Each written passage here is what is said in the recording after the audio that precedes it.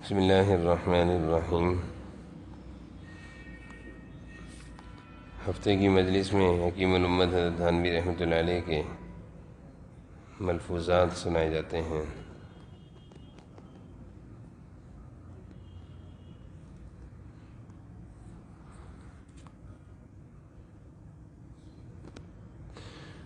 فرمایا کہ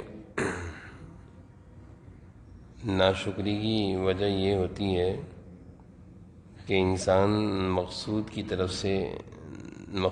طرف نظر کرتا ہے اور موجود کی طرف نظر نہیں کرتا۔ یہ اللہ والوں کی قیمتی ہدایات اور نصیحتیں ہوتی ہیں اور چھوٹی چھوٹی باتوں میں وہ تربیت کرتے ہیں۔ تو حضرت نے ایک مختصر سے جملے میں بہت بڑی بات ارشاد فرمائی ہے کہ ہماری طبیعت میں بعض دفعہ ناشکری آ جاتی ہے، اور یہ ہر ایک کے ساتھ ہے۔ تربیت ہو، بزرگوں کی صحبت میں جانا آنا ہو، اللہ والوں سے تعلق ہو، تو پھر تو انسان ناشکری سے، تکبر سے، غیبت سے بچتا ہے۔ اور اگر بزرگوں کی صحبت میں جانا آنا نہ ہو، دینی مجلسوں میں اللہ والوں سے دوری ہو، تو پھر یہ ساری رذائل اور برائیاں انسان کی طبیعت میں جمع ہوتی ہیں۔ تو ہم سب کی طبیعت میں بعض دفعہ مال کی محبت، حرص، ہوس بڑھتی چلی جاتی ہے، اور جس قدر مال کی محبت، حرص، ہوس بڑھتی ہے کہ یہ بھی مل جائے وہ بھی مل جائے، تو جو چیز موجود ہوتی ہے اس پر سے نظر ہٹ جاتی ہے۔ تو حضرت ہمارے یہی ناشکری کی وجہ ہے کہ انسان ناشکری اور ناقدری کیوں کرتا ہے کہ جس چیز کو اس نے حاصل کرنا ہے اس پر نظر ہے کہ یہ بھی مل جائے وہ بھی مل جائے، مقصود کی طرف نظر کرتا ہے اور موجود کی طرف نظر نہیں کرتا، جو موجود ہے اس پر نظر نہیں کرتا۔ ہونا یہ چاہیے کہ جو موجود ہے اس پر نظر کرے گا کہ اللہ نے یہ بھی دیا، یہ بھی دیا، یہ بھی دیا، گھر بھی، سواری بھی، بچے بھی، بیوی بھی، بہن بھائی بھی، صحت بھی، روزی بھی، سب کچھ ہے، تو شکر کی توفیق ہوگی۔ اور اگر موجود کی پر نظر نہیں ہوگی بلکہ جو چیزیں موجود نہیں ہیں ان پر نظر ہوگی کہ یہ نہیں ہے میرے پاس، یہ نہیں ہے، وہ نہیں ہے، یہ مل جائے وہ مل جائے، تو پھر ناشکری ہوگی کہ میرے پاس کچھ نہیں ہے۔ تو دیکھنے میں حضرت کا یہ چھوٹا سا ایک ملفوظ ہے، اللہ والوں کی چھوٹی سی باتیں ہوتی ہیں، لیکن اس میں بڑی تربیت ہوتی ہے۔ تو ہمیں اس حضرت کے ملفوظ سے زندگی کا ایک اصول بنا لینا چاہیے۔ ہمیں حضرت کے اس ملفوظ سے زندگی کا ایک مقصود بنا لینا چاہیے کہ جو موجود ہے اپنے پاس اس پر نظر کریں اور اللہ کا شکر ادا کریں کہ اللہ نے ہمیں یہ بھی دیا ہے، گھر بھی دیا ہے رہنے کے لیے، سر چھپانے کے لیے چھت دی ہے، عزت کی زندگی دی ہے، صحت دی ہے، چلنے پھرنے کے لیے اللہ نے جسم میں اتنی طاقت دی ہے کہ ہم مسجد نماز پڑھنے آ جاتے ہیں، توفیق دی ہے اللہ نے نماز کی، کتنے نماز نہیں پڑھ پاتے، اللہ نے ہمت دی ہے، طاقت دی ہے، سارے کام اپنے ہاتھ سے ہو جاتے ہیں۔ تو یہ چیزیں جب ہم سوچیں گے تو اس سے فائدہ کیا ہوگا؟ شکر کا مزاج بنے گا، اور مزاج میں شکر کا ہونا ضروری ہے۔ اس سے طبیعت میں اطمینان رہتا ہے، اور اگر شکر نہ ہوا مزاج میں، ناشکری ہوئی، تو بہت ساری نعمتوں کے باوجود بھی ہم پریشان رہیں گے۔ اس لیے جو موجود نعمتیں ہیں ان پر نظر ہو، جو موجودہ نعمتیں ہیں ان پر نظر ہو۔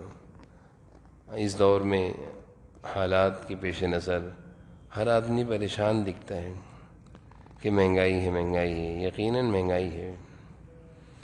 مہنگائی کرنے سے کم نہیں ہوتی، اور مہنگائی کے بولنے سے مہنگائی ختم نہیں ہوتی۔ زندگی کا ایک اصول اگر ہم یہ اصول اپنا لیں کہ اللہ تعالیٰ کی نعمتیں میرے پاس اتنی ہیں کہ میں اپنی زندگی آرام سے گزر بسر کر سکتا ہوں، تو مہنگائی جتنی بھی ہو جائے مجھ پر کوئی اثر نہ ہو۔ اور پھر ہمارے حضرت تو یہ بھی فرماتے ہیں، اللہ والوں کی باتیں ہوتی ہیں کہ اخراجات تمہارے بس میں ہیں، اخراجات کا چلانا تمہارے بس میں ہے، آمدنی تمہارے بس میں نہیں ہے۔ کوئی یہ چاہے کہ میں اخراجات آمدنی بڑھا لوں، تو آمدنی سے انسان کو نصیب سے ملتی ہے، مقدر سے ملتی ہے۔ بہت سارے لوگ بہت محنت کرتے ہیں، سارا دن مزدوری کر کے 1000 2000 1500 روپے کما کر لاتے ہیں، مزدوری کرتے ہیں، دیہاڑی لگاتے ہیں۔ اور کچھ لوگ ایسے ہیں جو تھوڑی دیر کے لیے جاتے ہیں اور لاکھوں کما کر آ جاتے ہیں۔ تو بہرحال آمدنی انسان کے بس میں نہیں ہے۔ انسان کے بس میں کیا ہے؟ اخراجات ہیں، خرچہ کم کر دے، ضرورت کے پیش نظر خرچے کرے، آمدنی کی فکر نہ کرے، محنت کرتا رہے، اللہ تعالیٰ جتنی مقدر میں ہوگا اللہ دیتے رہیں گے۔ تو اس سے زندگی میں سکون آ جائے گا۔ ہمارا ہوتا یہ ہے کہ ہم آمدنی بڑھانے کی فکر میں اخراجات بڑھا دیتے ہیں، آمدنی بڑھتی نہیں ہمارے سے، اخراجات بڑھ جاتے ہیں۔ اخراجات کم کرنا ہمارے اختیار میں ہے، اس کو بڑھانا بھی ہمارے اختیار میں ہے۔ جو چیز اختیار میں ہو وہ کرنی چاہیے، اور جو چیز اختیار سے باہر نہ ہو اس کے پیچھے نہیں پڑنا چاہیے۔ مقدر میں جو ہوگا وہ محنت سے مل جائے گا۔ حضرت نے اس واعظ میں، اس چھوٹے سے ملفوظ میں ہمیں یہ بات سمجھائی کہ ناشکری اور ناقدری، اللہ تعالیٰ کی نعمتوں کی ناشکری اور ناقدری انسان کیوں کرتا ہے؟ کہ مقصود کی طرف، یعنی جو چیز موجود نہیں اس پر نظر چلی جاتی ہے اور موجود کی طرف نظر نہیں جاتی، تو کیا ہوتا ہے؟ ناشکری کرتے ہیں۔ آگے حضرت ہمارے اگلا ملفوظ ہے حضرت کا کہ کسی نے جناب نبی کریم صلی اللہ علیہ وسلم سے عرض کیا کہ احکام اسلام مجھ پر بہت ہو گئے ہیں، کوئی ایسی مختصر بات بتا دیں جسے میں یاد کر لوں۔ احکام اسلام مجھ پر بہت ہو گئے ہیں، یعنی مجھے زیادہ معلوم ہوتے ہیں، یاد کرنا مشکل ہے، تو کوئی ایسی بات بتائیں جو مختصر ہے، میں یاد کر لوں۔ جناب نبی کریم صلی اللہ علیہ وسلم نے ارشاد فرمایا، قل آمنت باللہ ثم استقم۔ آپ نے بہت پیارے انداز میں مختصر اور جامع نصیحت فرما دی، ایسی نصیحت جو مختصر اور اس میں سب کچھ الفاظ، کیونکہ وہ شخص الفاظ کے لحاظ سے مختصر چیز چاہ رہا تھا اور چاہ رہا تھا کہ جامع ہو، الفاظ مختصر ہو، مضمون بہت زیادہ ہو۔ جناب نبی کریم صلی اللہ علیہ وسلم نے بھی یہی ارشاد فرمایا کہ الفاظ مختصر فرمائے اور مضامین اس کے اندر سب آ گئے۔ کیا فرمایا؟ قل آمنت باللہ۔ آمنت باللہ میں آپ نے ساری شریعت کو جمع کر دیا، ساری شریعت، سارا دین، سارا اسلام آمنت باللہ میں، ایمان لے آؤ۔ یعنی آپ صلی اللہ علیہ وسلم نے 2 جملوں میں پوری شریعت اور شریعت کس طرح گزارنی ہے سب جمع کر دیا۔ تو پہلی چیز آپ نے ارشاد فرمائی آمنت باللہ، پہلے تو ایمان لاؤ، ایمان میں پختگی، مضبوطی حاصل ہو گئی۔ پھر آپ نے فرمایا ثم استقم، اعمال جمع کر دیے اس کے اندر، کہ ایمان لانے کے بعد اعمال کرتے جاؤ، اس پر استقامت کے ساتھ جمے رہو۔ ایمان کا جو تقاضا ہے اعمال ہیں، ان اعمال کو کرتے رہو اور اس پر استقامت سے کرتے رہو۔ جو بھی عمل اللہ کی طرف سے ایمان لانے کے بعد ایمان لانے والے پر اللہ کی طرف سے ہوتا ہے، نماز ہے، روزہ ہے، ذکر اذکار ہیں، زکوٰۃ ہے، حج ہے، دیگر اعمال ہیں، گھر والوں کے ساتھ کی زندگی ہے، حقوق ہیں، حقوق اللہ، حقوق العباد، وہ سب استقامت کے ساتھ کرتے رہو۔ تو جناب نبی کریم صلی اللہ علیہ وسلم نے سوال کرنے والے کو مختصر الفاظ میں پوری شریعت اور شریعت کے مطابق کس طرح زندگی گزارنی سمجھا دی۔ شریعت کس کو کہتے ہیں؟ آمنت باللہ۔ دین اسلام کس کو کہتے ہیں؟ آمنت باللہ۔ دین اسلام اور شریعت کا تقاضا کیا ہے؟ ثم استقیم، کہ اعمال صالحہ پر استقامت کے ساتھ جم جاؤ، بس زندگی اچھی ہو جائے گی۔ اعمال صالحہ پر استقامت کے ساتھ جم جاؤ، زندگی اچھی ہو جائے گی۔ یہی ایمان اور اعمال کا تقاضا ہے کہ اپنی زندگی کو اس طرح گزاریں کہ اللہ کی مرضی اور منشا کے مطابق پوری زندگی گزر جائے۔ آگے حضرت ہمارے حضرت کا اگلا واعظ ہے مسلمانوں کی موجودہ حالت اور اس کے نتائج کا تصور اگر کھانے سے پہلے آ جاتا ہے تو بھوک اڑ جاتی ہے، اور سونے سے پہلے آ جاتا ہے تو نیند اڑ جاتی ہے۔ یہ حضرت دنیا سے 50 سال ہو گئے، دنیا سے تشریف لے گئے۔ ہندوستان میں سمجھے حضرت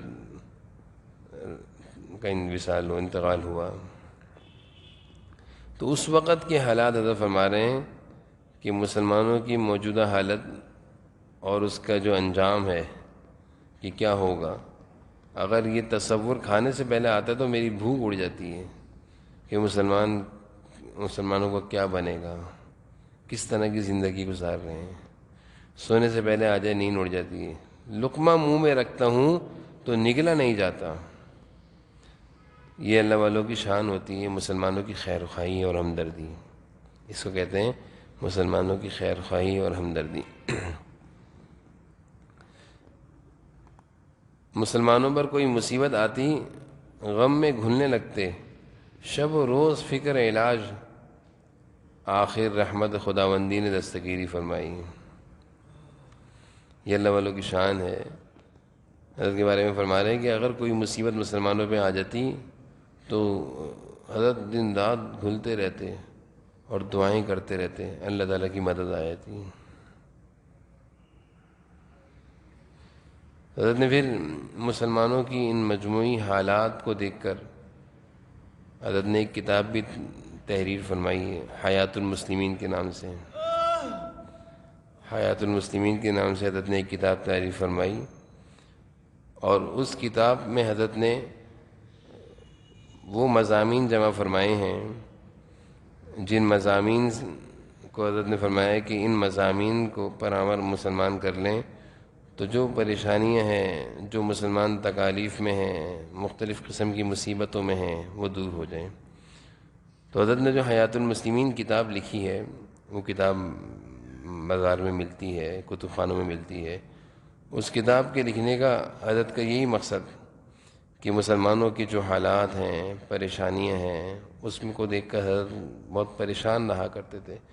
پھر سوچا کہ مسلمانوں کو ان حالات سے کس طرح نکالا جائے، تو اس کے لیے حضرت نے ایک کتاب ترتیب دی، حیات المسلمین۔ حضرت کا یہ جو ملفوظ ہے، یہ جو حضرت کے بارے میں لکھا ہے اس کتاب میں، یہ اللہ والوں کی شان ہے، مسلمانوں کی خیر خواہی، اور یہ شان جناب نبی کریم صلی اللہ علیہ وسلم سے منتقل ہوئی ہے۔ آپ صلی اللہ علیہ وسلم کے حیات مبارکہ کا بھی یہی حال تھا کہ آپ صلی اللہ علیہ وسلم مسلمانوں کے لیے پریشان ہو جایا کرتے تھے، غمزدہ ہو جایا کرتے تھے، اور پھر یہی صورت چلتی صحابہ میں منتقل ہوئی، اور یہی صورت چلتی اولیاء اللہ میں، اہل اللہ میں منتقل ہوئی کہ وہ مسلمانوں کی تکلیف کو دیکھ کر پریشان ہو جایا کرتے تھے۔